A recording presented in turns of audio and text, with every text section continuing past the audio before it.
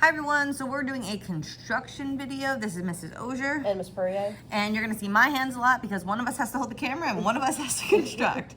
All right, so to construct a reflection, for your review when you're going over this, you have all of your steps over here and I'm going to show you what all of that looks like.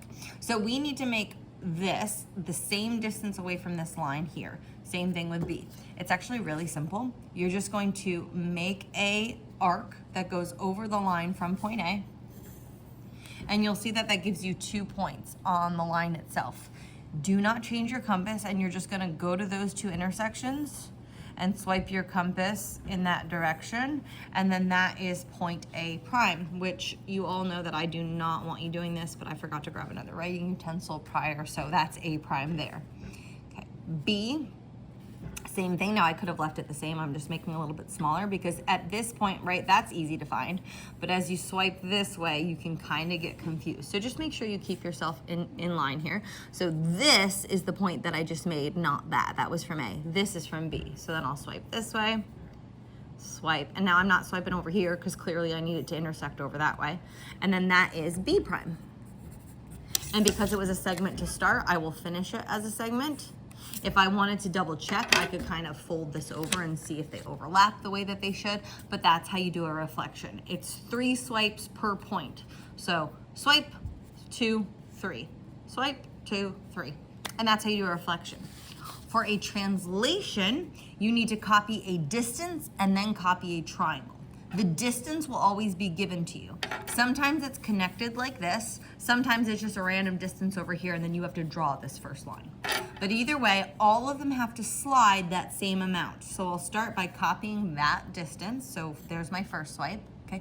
Again, if that distance was over here given to me, I would just go here and then still proceed the same way. B is going to go that way, and I'm just gonna make that a little bit longer because I'm not exactly sure where it's gonna fall. And C is also gonna move that same distance. Now from here, I know where point A is. Had they not told me where point A is, that is the one you could decide. You could say, okay, it's right there, or it's here, as long as it's on this curve. I'm going to measure from A to B, and then put my pointy end on A prime. Boom, I just found B prime. And then I'm going to measure from B to C, or from A to C. It doesn't matter which one you pick. I always like to go back to the original just in case I screwed up one of my points. Go to A prime, arc, and there is C prime.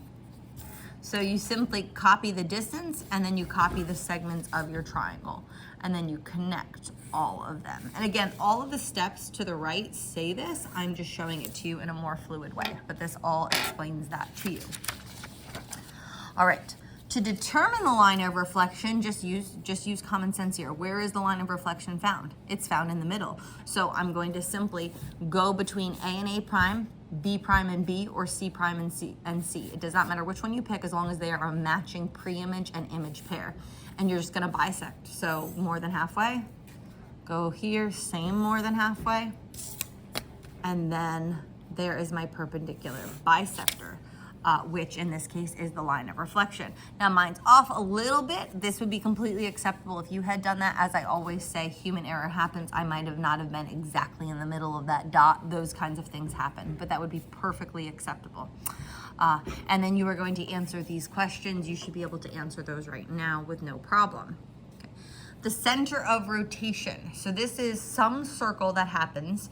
And basically it's almost like you're gonna perform 2 lines of reflection. So the center of rotation will be where 2 middles meet. So I'm gonna pick B and B prime, and then I'm gonna pick C and C prime. I already know it's gonna be A because I know that an invariant point in a rotation is the center of rotation, but here's how I would prove that. So again, I picked B and B prime first, and I have this bisector. Now it just so happens that it passes through A right now, but to really prove that it is the center of rotation, I have to do one more bisector.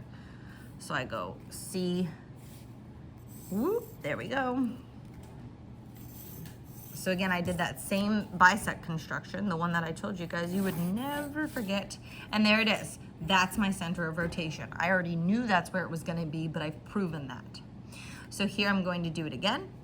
I'll do D and D prime because it looks pretty easy, and then I'll pick either B or C, but I definitely would pick those 2 to start because it just looks the easiest to me.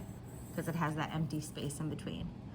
That was off a little bit, so I'm just gonna double check that I like where that went.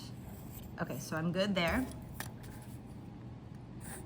And now here's what I meant. Like, so over here with A, it just happened to be there. Over here, I don't have an intersection. That's why I need to do it twice. So I'll do C and C prime just because that's what I picked. I could easily be doing B and B prime right now, as long as they're a matching pre-image and image pair. So here's where they cross. That one's kind of hard to see, so just find it. So boom, my center of rotation is right there where those meet. So those are the constructions that you'll need to know. We will practice these in class. Have a fantastic day.